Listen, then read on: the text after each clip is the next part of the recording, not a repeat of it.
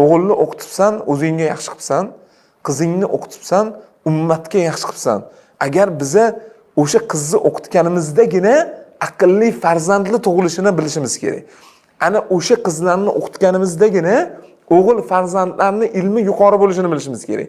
Chunki ilm qiz tarafdan ko'proq yuqadi.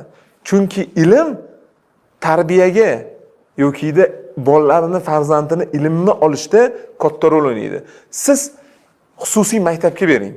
Siz oddiy maktabga bering, ishoning eng katta qismini ona o'ynaydi.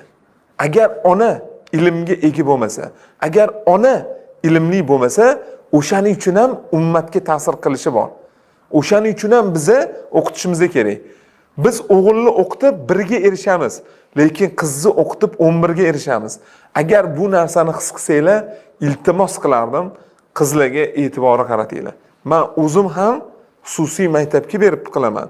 O'zim ota-onalar majlisida 18 ta ayolning ichida o'tiraman. Ishoning, men ota-onalar majlisida o'zim qatnashaman. Ko'pida o'zim qatnashganman. Va o'sha Technovision'da mana birinchi o'rinni oldi qizim. Amerikadagi o'sha YouTube'ga chiqib ingliz tilida gapirdi. IT loyihalari havoni tozalashlarini qilyapti. Maqsadim misol tariqasida Alloh o'zi asrasin, bu maqtanish emas. Maqsadim shu narsani qilishinglarni xohlayman.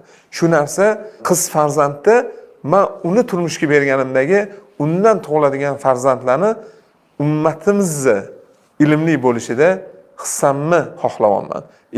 Boshqa ota-onalarga ham xuddi shunaqa fikrlashlarini va qizlarga ham xuddi shunaqa e'tibor berishlarini, hattoki o'g'il farzanddan ham yuqori o'qitishlarini. Chunki o'g'il farzand faqat sizga degani yaxshi, lekin qiz farzandingiz ummatga yaxshi bo'lishini men iltimos qilardim. Hattoki yolvorib so'rardim bu narsani qilishlarini.